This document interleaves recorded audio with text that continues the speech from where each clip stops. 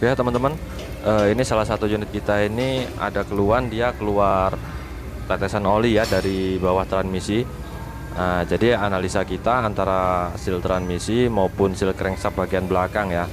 Nah, cuman kita kali ini tidak fokus ke cara mengganti sealnya. Kita akan menjelaskan bagaimana teman-teman bisa membedakan apakah ini seal crankshaft yang berarti itu oli mesin ataupun seal transmisi ya. Nah, nanti ikuti terus video saya, nanti saya jelaskan bagaimana caranya. Mungkin kalau bagi teman-teman yang sudah berpengalaman, dari aroma pun bisa membedakan apakah ini oli transmisi atau oli mesin yang menetes. Cuman terkadang juga kita terkecohnya itu dengan ini ya, dalam transmisi ini kan otomatis bercampur dengan kotoran atau serpian dari produk kopling. Jadi aroma oli itu sulit kita bedakan. Nah, ini langsung nanti saya turunkan transmisinya sambil saya jelaskan bagaimana teman-teman bisa memastikan apakah ini seal transmisi yang diganti atau seal crankshaftnya. Oke teman-teman, langsung aja ya, saya turunkan dulu transmisi dari unit ini. Oke lanjut ya teman-teman, ini transmisi sudah saya turunkan. Seperti yang teman-teman lihat sendiri, bagian cover dari transmisi ini udah penuh dengan oli ya. Nah, kita fokus ke bagaimana sih membedakan apakah ini seal transmisi yang bocor ataupun seal crankshaft ya. Nah, kalau teman-teman sudah ahli itu biasanya dia membedakan ya, apakah ini aroma oli transmisi ataupun oli mesin.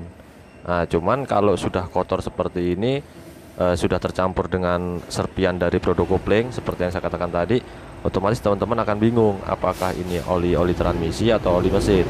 Nah, triknya seperti teman-teman ya, kita lihat ujung dari sub transmisi ini.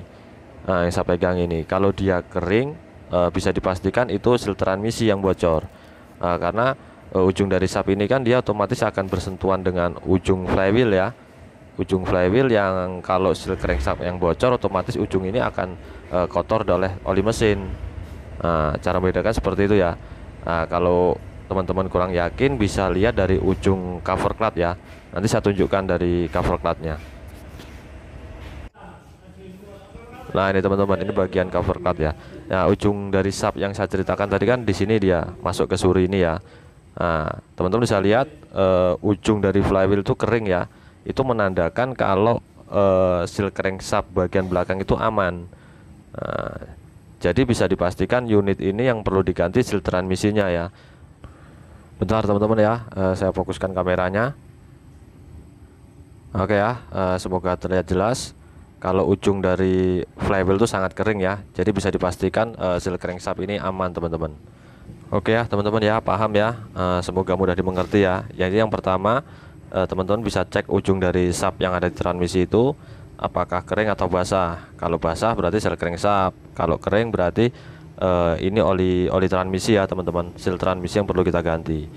Nah, jadi nanti kita ganti, cuman kalau untuk video cara menggantinya kita bikin terpisah ya, biar mudah dipahami.